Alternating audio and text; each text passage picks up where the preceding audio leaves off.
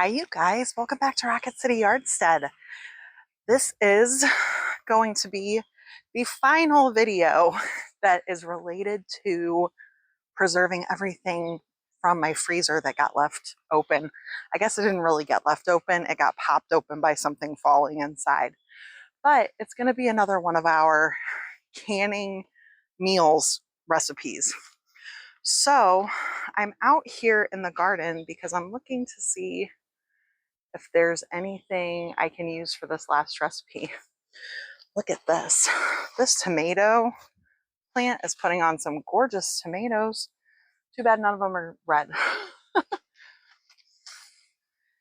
I have right at the amount of tomatoes I need for what we're going to make today. We're going to make a soup, but I just wanted to double check. Ooh, I see at least one that I think we can use, but I'm sort of like right on the edge of having the right amount. This is a beautiful little tomato. Ooh, garden snacks. Sun Gold cherry tomato.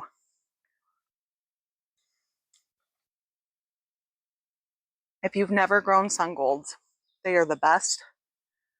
Straight out of the garden in the middle of the afternoon. I found a few little tomatoes, and now we need some poblanos. The soup calls for about a cup of poblano pepper, and my plants have been putting on again, so they're not huge. I think I might need maybe all three of those that are hanging right there. But I'm just grateful they're here and we can use them in our soup. Picked my peppers. I ended up picking a few more. They are very little. So I thought we might need more to get to that full cup. But right now I need to get the broth mixture going. So it calls for, I'm actually using a little bit less here because I've run out of onions. It calls for 1 large onion cut in half, 2 garlic cloves. I have them somewhere. These, I lost these, destemmed and seeded and then torn into strips. So I have never worked with these before. The only dried chilies I've ever used, I don't think they were ancho chilies, was when I made enchilada sauce. And I wonder if you could save the seeds out of these. I don't know how they dry them, if they are heat dried or not, but I don't think I'm gonna try. But if you don't know, I actually had to look this up. An ancho chili is a ripe poblano, so it's turned red, and then they dry it. So that's really interesting. So we're actually getting poblanos in 2 forms in this soup. So 1, and I need to do 2 more. And you guys, I just realized, I think I have maybe neglected to tell you what we're making. We are making a, it's called Real Deal Tortilla Soup. And it's from the California Extension Office. And you can follow the directions for canning your own soup for how you can this up. So fill halfway full with the solids, the rest is the liquid, and then cook it at the times that they call for. So I need to add 2 quarts of broth to this. There is another ingredient that I am omitting because I can't have it. It calls for 2 ears of corn that you scrape all of the kernels off, and then those would get put in later. But you scrape all of the milk out of the corn kernels, and you put that milk and the corn cobs in here. Super fascinating. I'm sure it adds a really interesting element to this, but I can't have corn, so we're going to leave it out, and that'll be just fine. That is a high acid food, and so omitting it is not going to be a problem. We're still going to have plenty of acid in the soup to can. I don't know if you can see it in the camera, I have my roaster full of broth and turkey bones. So we're just pulling our broth from there. It is beautiful broth. I drank some of it this morning and it tastes fantastic. So it'll add really nice flavor to our soup here. I really like using the fat separator when I am doing broth that's hot because I can get a lot of the excess fat off. We are down to where the fat's going to start coming. So I overfilled a little bit just so that I wouldn't have to pour all of it. So now the only thing left, I believe, I am going to double check this because this is a new recipe to me. Stock, chicken, onion, the empty corn cobs and the corn milk, 2 cloves of garlic, the chilies. So I need to grab my meat. So friends, I was telling you all about the things we were putting in here. The garlic, the onions, the broth, the ancho chilies. And then I pulled out my turkey because the recipe calls for a pound of bone-in, skin-on chicken breast halves. Well, I don't have that, but what I do have is turkey that I pulled off of a turkey carcass today. It doesn't have the bone in, but it does have the skin on. And I have just shy of 2 pounds here. And when I started to tell you guys that, I realized I actually have enough for a double batch. And so I came back and I added double. I added, the extra amount for the onions and garlic and all of those things. So I'm actually going to have to run to the store. There are 3 things that I don't have enough of to make a double batch of this. I don't think I have enough of these little poblanos to get to 2 cups. I definitely do not have 3 pounds of tomatoes. And I just put my last onion in this pot. But once I get this turkey in here, it's going to simmer for half an hour. And it takes me literally 5 minutes to get to the store. So I'm going to get this popped onto the stove. I'm going to run to the grocery store and get those 3 things and let this simmer while we're running the errand. So into the pot. I'm thinking I don't just want to plop this in there. So we're going to get this turkey breast into the pot. Try and not splash. And then get this on the stove to simmer for half an hour. And while it's simmering, I can run to the store and grab those other ingredients I need. Now, if you are unfamiliar, turkey and chicken have the same canning directions. And so that's why I can substitute this in here. And this soup, this tortilla soup, has so much flavor to it. With the poblanos, it's going to have oregano and cumin. And I just think we're not even going to notice that it's turkey instead of chicken. So let's get this on the stove simmering.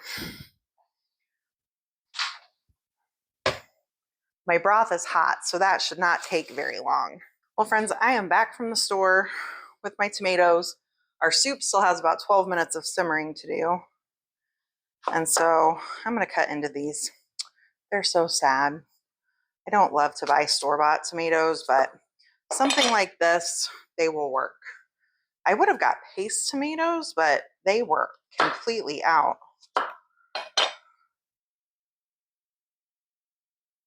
So I'm just cutting these in half and I'm coring them. The directions say we're going to put them on a tray and we're going to put them cut side up under the broiler and get them nice and charred. I'm sure that's going to add some amazing flavor to our soup. Look at the difference, y'all. Store-bought and homegrown. I know not everybody wants to grow their own tomatoes, but again, they're just so beautiful.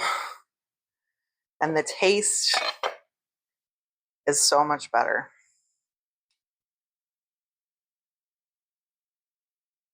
Sometimes we have to deal with blemishes and pests and stuff, but it's worth it if you ask me. All right, so I'm just going to get a tray out so we can get these under the broiler. While our tomatoes are broiling, I'm going to get working on our poblanos. This was interesting to me. It's been a long time since I bought any at the store, and I had to buy a whole bag of them, but they were really reasonably priced. Plus, I was just grateful they had them because I needed more than what I could pull from my own garden. So you never know how hot poblanos are going to be. So I'm going to pull out some gloves here. My poblanos have been washed.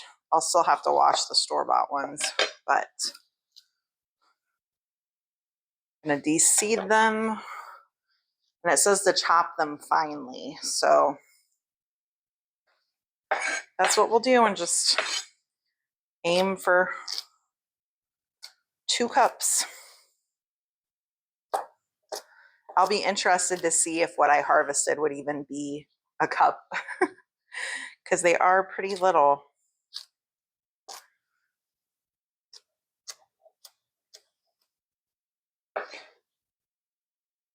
Not quite ready for our soup. It's been beeping over there. So I'm just going to turn the temperature down even lower. Let it just hang out while we finish chopping the peppers. Y'all, I eyeballed that perfectly for the single batch. Those peppers I brought in were exactly a cup. Now I got to move on to the store-bought peppers. They're so much bigger than mine were.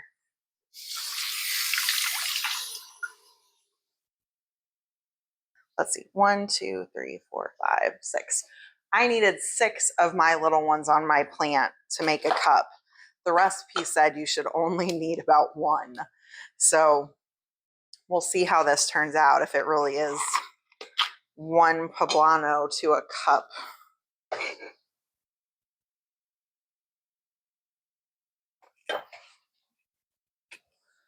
Oh man, I think some of them are really charred and others are less so, but I think it's close enough. We're gonna pull them out.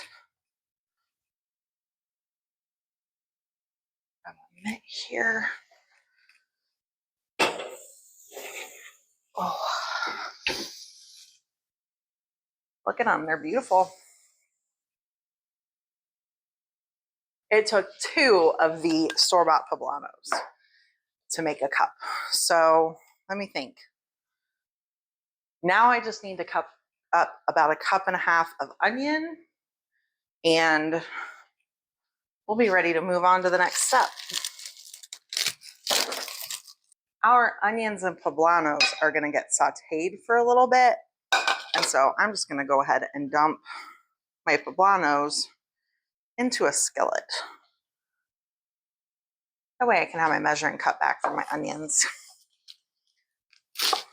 All right, you guys, we've got 2 cups of poblanos and 1.5 cups of onions here. This needs just a couple of tablespoons of oil. I'm going to use an avocado oil, and these are going to saute for about 5 minutes. Y'all, I checked my measurements. 1.5 cups was for a single batch, so I chopped up another 1.5 cups of onions. I normally would take a pencil and actually write out the amounts I need on the recipe, but I've been so busy doing so many things, trying to deal with the freezer situation, that I did not do that on this recipe. If you're doubling it, write out the amounts you need so you don't do what I did.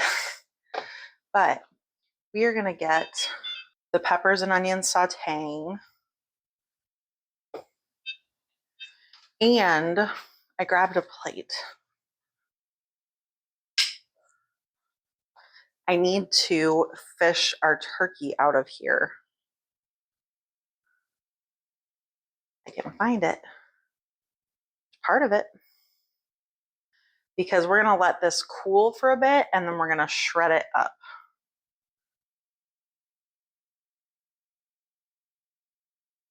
The recipe also says to discard the onions and garlic that's in with our broth.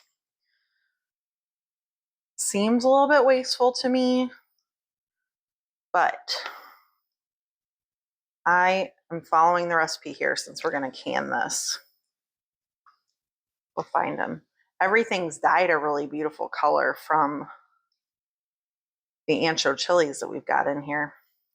I've got most of it, and our broth is going to get blended, so I'm not going to worry if there's a little bit of onion and garlic left in there. So I'm going to give our peppers a stir here. It says we do not want them to brown.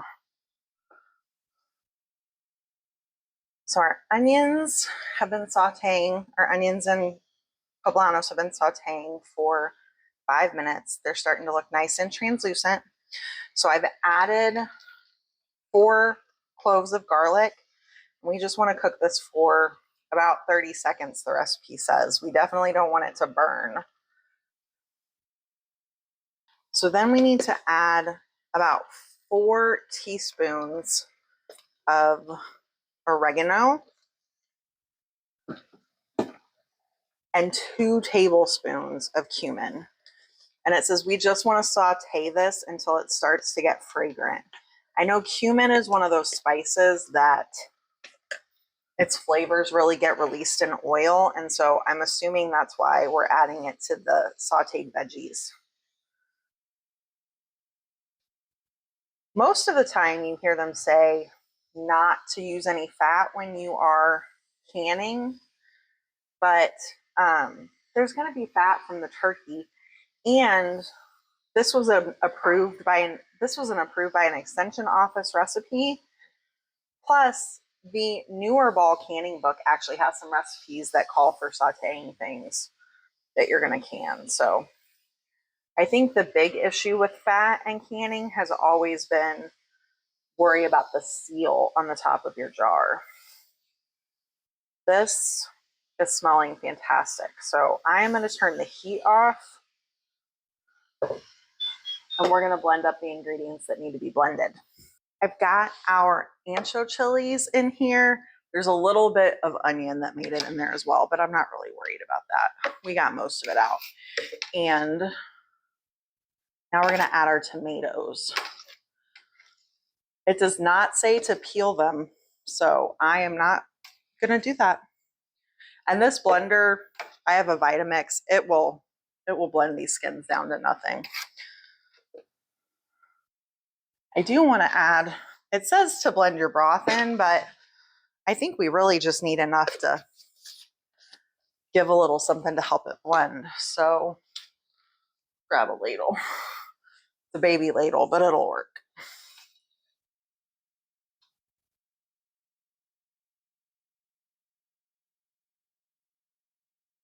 Just do a couple of ladlefuls there. We'll just blend this all up.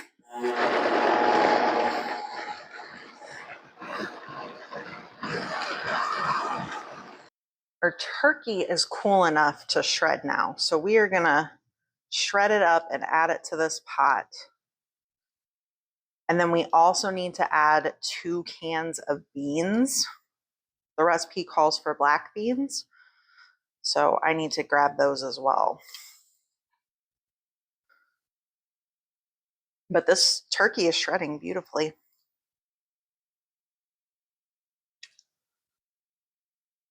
This big piece of turkey is still pretty hot, so I'm gonna grab some forks to shred it up. We do want to get the skin off of here. I'm sure it adds some lovely flavor to the broth, but we definitely don't want turkey skin in our soup. Our turkey is all shredded up, so we'll get that into our broth. And then I have my 2 cans of beans here. So we will pop these and get them strained, rinsed off. We can add them to our soup as well. These home canned beans always end up really tight in the jar, I find. And I am not a rebel bean canner, so to speak. Or a lot of people put dry beans in a jar and can them, or they'll soak them and not do the 30-minute cook time, but I'm a rule follower, so I follow exactly the guidelines. And they still end up really tightly packed. I guess the more food in your jar you can get, the better. That's 2 more jars I just got back, so that's nice. And now we'll just rinse all that starchy water off and add these beans to our pot. All right, into the pot. Just set that there.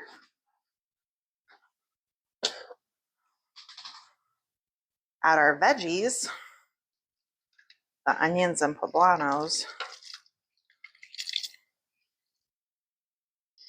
And then the last thing we need to add here, that's not gonna work. This might not be a big enough pot, y'all. Is it said to pour this mixture with the tomatoes and peppers through a fine mesh sieve.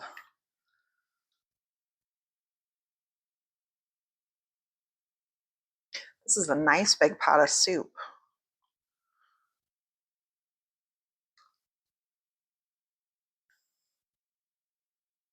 Mesh sieve is definitely a good call. There is a lot of seeds in here from the tomatoes. Some little bits of tomato skin.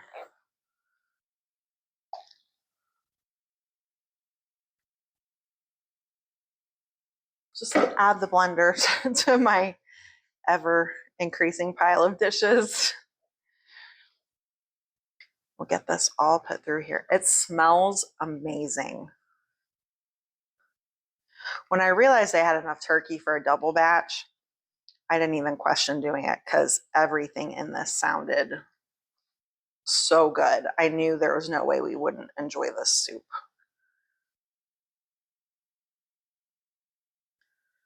So this is where the recipe ends for just eating it.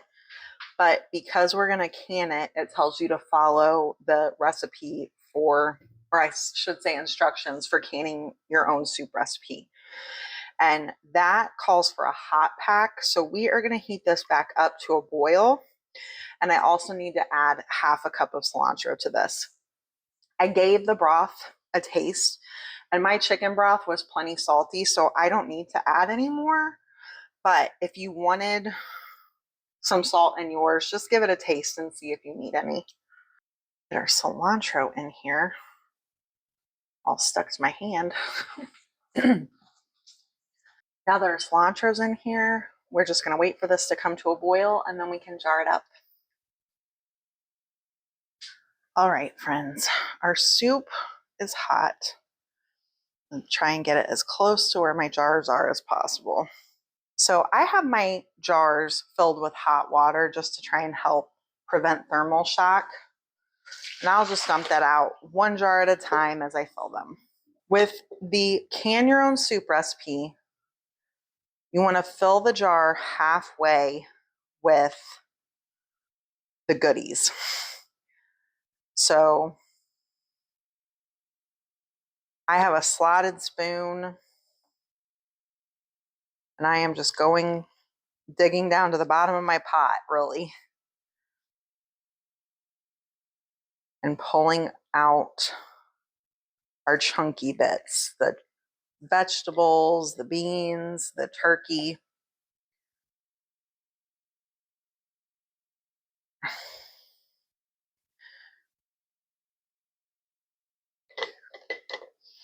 And we'll just fill to about the 2-cup line, which is about there.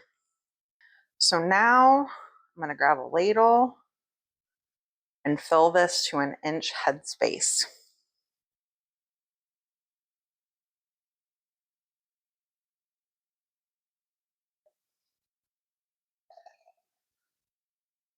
I'll tell you what, guys, if I didn't already have something in the crock pot for dinner,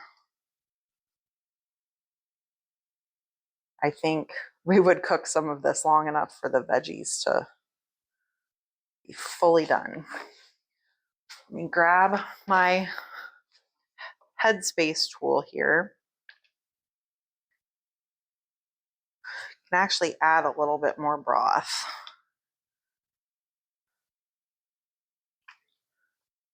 I've been canning in regular mouth jars, and so the level it reaches is different looking on the funnel because it sits differently in the regular mouth versus the wide mouth. There we go, perfect. Then we're gonna debubble.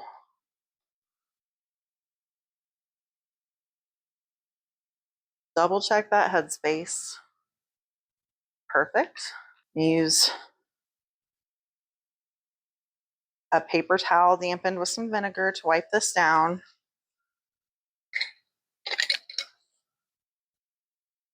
Pop our lid on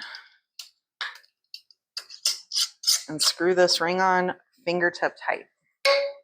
This one is ready for the canner, and I will just do the same thing with the rest of them until I'm out of soup.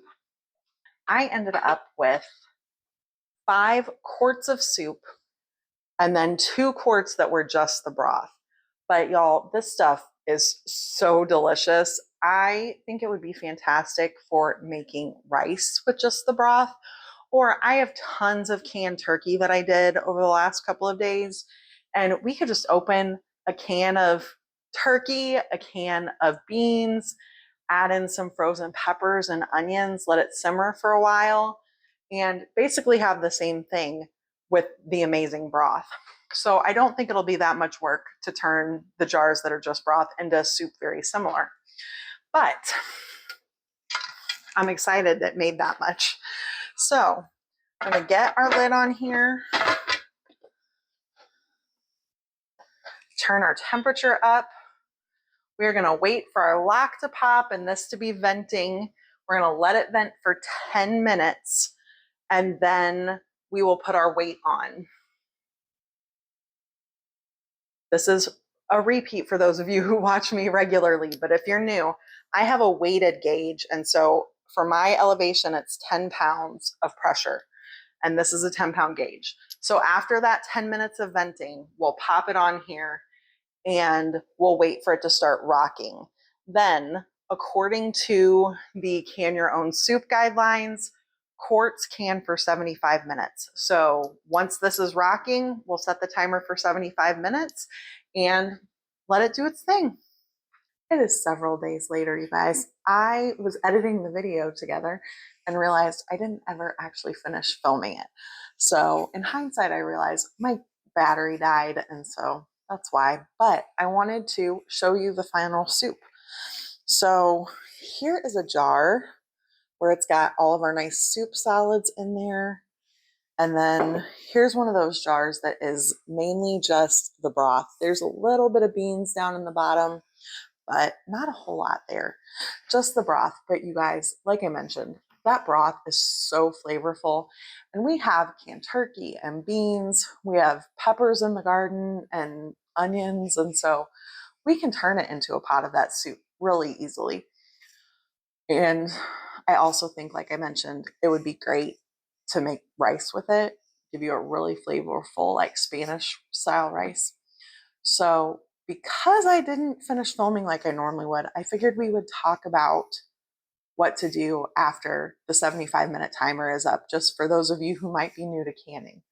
So once that 75 minutes is up, you want to turn the heat off. I have an induction cooktop, and so I can just leave my pot sitting where it is and don't have to move it. But if you have a regular cooktop, you probably want to move your pot off of the hot burner so that it can cool down a little bit more quickly. And then you're just going to wait until that lock drops and you can take the weight off of your canner. At that point, I like to take my lid off and just set it sort of catty corner on the pot just to help the jars acclimate a little bit more slowly. At that point, they're really boiling a lot in the jar still. And so I normally let them sit there maybe like 5 minutes, and then I take them out and set them on the counter. You're going to want to wait 12 to 24 hours before you do anything with your jars. Then you'll take the rings off, wash your jars up, label them, and then you're ready to put them on your pantry shelf. So I will link this recipe down below for you guys. It took me a little while trying to find a recipe like this, but it is so good. I'm certain we will make this again. So I hope you guys have a wonderful day, and I'll see you next time. Bye.